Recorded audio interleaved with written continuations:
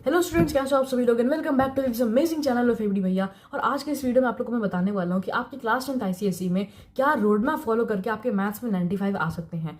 तो शुरू करने से पहले एक छोटी सी रिक्वेस्ट थी, मेरे चैनल को सब्सक्राइब कर दीजिएगा और अपने दोस्तों के साथ भी शेयर कर दीजिएगा ताकि वो भी मजेदार से कंटेंट का फायदा उठा पाए। तो शुरू करते हैं सबसे पहले टॉपिक से, जो कि मोस्ट इंपॉर्टेंट पॉइंट है, जो आपको अपने दिमाग में रखना ही रखना है, जो है भाई आपको डेली 50 क्वेश्चन प्रैक्टिस करने की जरूरत नहीं है। सभी लोग आपको बोलते हैं कि दिन में 50 क्वेश्चन तुम प्रैक्टिस करोगे तभी जाके तुम्हारे मैथ्स में 90 प्लस आ सकते हैं, लेकिन ये सरासर झूठ बात है। अगर आप 50 क्वेश्चन गलत तरीके से प्रैक्टिस करो और 25 क्वेश्चन सही तरीके से प्रैक्टिस करो तो वो 25 क्वेश्चन ज्यादा बेनिफिशियल रहेंगे आपके लिए। तो ये पॉइंट आपको दिमाग में रखना ही रखना है। दूसरा point which is the most important point, कि आपका कंसेप्ट एकदम क्रिस्टल क्लियर हो जाना चाहिए। इतना क्लियर हो जाना चाहिए कि कोई सा भी क्वेश्चन कहीं से भी घुमा फिरा के आ जाए, आप उसको आराम से सॉल्व कर लो। तो ये कंसेप्ट क्लियर करने के लिए आप मेरे ऊपर रिलाई कर सकते हो। मैं आपका सारा कंसेप्ट क्लियर कर दूंगा। जैसे कि आप देख सकते हो मैंने एक व्हाइट बोर्ड भी लगा रखा है। तो आप लोग के लिए बहुत सारे वीडियोस बहुत जल्दी आने वाले हैं, तो चैनल को सब्सक्राइब कर देना ताकि आप कोई भी वीडियोस मिस ना करो। तो तीसरे पॉइंट पे चलते हैं, जो कि है कि आपको बुक के पीछे के जो क्वेश्चंस दिए रहते हैं वो आपको सारे सॉल्व करने हैं। आपको मैं रिकमेंड करूंगा कि आप सेलिना वाली बुक में सॉल्व करना। इस वीडियो में मैंने आपको बताया कि सेलिना क्यों ज्यादा बेटर है एमएल अग्रवाल से, तो आप वो भी जाके देख लेना। इसके बाद सेलिना में जो क्वेश्चन रहते हैं वो एमएल अग्रवाल से हार्डर रहते हैं, इसीलिए सेलिना के अगर आप क्वेश्चन सॉल्व कर लेते हो तब एग्जाम में जो भी क्वेश्चन आता है आप वो आराम से सॉल्व कर सकते हो। तो सेलिना के पीछे के क्वेश्चन अगर आप सारे सॉल्व कर लेते हो that will be very beneficial for you. उसके बाद आपको जो नेक्स्ट पॉइंट बोल रहा हूँ which is also very important point, ये पॉइंट क्या है, आपका फास्ट कैलकुलेशन होना चाहिए। आपका कैलकुलेशन लाइक आप 33 इंटू 44 करने में आप आधा घंटा लगा देते हो, तो इतना जो आपका टाइम वेस्ट होता है इसकी वजह से आपका पेपर छूट जाता है एंड में। एंड जब पेपर छूट जाता है भाई 4-5 मार्क्स का जब आधा वह छूट जाता है तब दिल से भाई बहुत बुरा लगता है। इसीलिए आपका कैलकुलेशन एकदम फास्ट होना चाहिए, जिससे जैसे भी क्वेश्चंस आ जाए आप उसको आराम से सॉल्व कर लो। अब कुछ इंपॉर्टेंट चैप्टर्स होते हैं जिसको आपको ज्यादा प्रैक्टिस करनी चाहिए। फॉर एग्जाम्पल मेंसुरेशन अगर सिंगल हैंडेडली देखा जाए तो ये सबसे ज्यादा वेटेज रखता है आपके क्लास 10th आईसीएसई के लिए। तो मेंसुरेशन को आप जितना ज्यादा हो सके उतना ज्यादा प्रैक्टिस करो। और भी कुछ चैप्टर्स आगे मैं बोलूंगा, उसको भी आप ज्यादा से ज्यादा प्रैक्टिस करना है। जो लेस इंपॉर्टेंट चैप्टर है उसको आप कम भी फोकस दो, जो ज्यादा इंपॉर्टेंट चैप्टर है वो चाहे ईजी भी क्यों ना हो उसे आप ज्यादा फोकस देना है।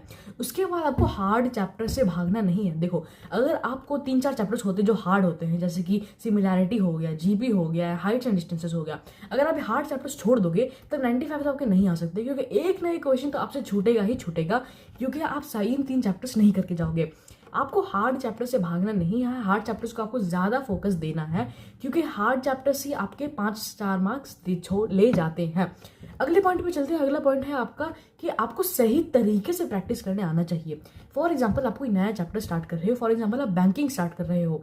बैंकिंग स्टार्ट करने के लिए सबसे पहले आपको अगर वीडियो देखना है तो आप वीडियो देख लो। आपने बैंकिंग का वीडियो देख लिया पूरा, उसके बाद आपको क्या करना है, आपको जो बुक में जो इंट्रोडक्शन दिया है उस चैप्टर का उसे पढ़ना है। उसके बाद आपको एग्जाम्पल्स के पास जाना है, आपको सारे एग्जाम्पल्स गो थ्रू करना है, एक दो को कॉपी में नोट डाउन भी करना है देख देख के। उसके बाद आपको क्वेश्चंस पे जाना है। अगर आप डायरेक्टली वीडियो देख के क्वेश्चंस पे जाओगे तो वो ज़्यादा एकदम इफेक्टिव नहीं होगा। तो आपको मैं बोल रहा हूँ कि अगर आप कोई भी चैप्टर करने जाओ तो सबसे पहले आप उसका वीडियो देखो, उसके बाद उसका इंट्रोडक्शन पढ़ो, उसके बाद एग्जाम्पल्स देखो, उसके बाद जाके आप उसके क्वेश्चन सॉल्व करने जा लो। तो ये बहुत इंपॉर्टेंट टिप है, बहुत छोटा टिप है लेकिन बहुत ही इफेक्टिव टिप है। तो सारे पॉइंट्स मैंने आपको बता दिए, बहुत सारे पॉइंट्स मैंने आपको बता दिए हैं। जाते जाते आपको कुछ इंपॉर्टेंट चैप्टर्स भी बताते जाता हूँ। तो the most important chapter is mensuration की बहुत सारे एक्सरसाइज है, 3 शेप है, टोटल कॉम्बिनेशन ऑफ सॉलिड्स भी आता है, बहुत सारे शेप है, बहुत सारे एक्सरसाइजेस है। तो सारे के सारे क्वेश्चन आपको सॉल्व करने हैं। एक कॉपी ले लो, कोई से भी मैथ्स की लंबी सी कॉपी ले लो, उसमें आपके सारे क्वेश्चंस होने चाहिए मैथ्स के। आप स्कूल की कॉपी में भी कर सकते हो, घर की कॉपी में भी कर सकते हो। मेंसुरेशन स्पेशली आपको बहुत ज्यादा करना है। उसके बाद आता है कोऑर्डिनेट ज्योमेट्री। जो 3 चैप्टर्स होते हैं, ये 3 चैप्टर्स जो होते हैं, ये चैप्टर्स आपको एकदम अच्छे से करना है। इन 3 चैप्टर से अकेले से कभी क्वेश्चन नहीं आएगा, एमसीक्यू में आ सकता है मे बी, लेकिन जब सेक्शन बी में जो क्वेश्चन आएगा या सेक्शन ए में जो भी क्वेश्चन आएगा वो इन तीनों चैप्टर से मिला के एक महा क्वेश्चन आएगा। Although these 3 chapters are very easy, they are very high in weightage. उसके बाद चलते हैं आखिरी चैप्टर पे, जो कि है सर्कल्स एंड टेंजेंट्स। ये दोनों चैप्टर मिला के एक ही चैप्टर माने जाते हैं। दोनों चैप्टर के थ्योरम आपको यूज करने पड़ते हैं एक ही सब में। तो ये दोनों चैप्टर आपको एकदम अच्छे से करके जाना है, क्योंकि ये भी बहुत भारी वेटेज का होता है। इस साल 10 मार्क्स का आया था, 9-10 मार्क्स का, तो अगले साल भी इतना ही आप एक्सपेक्ट कर सकते हो।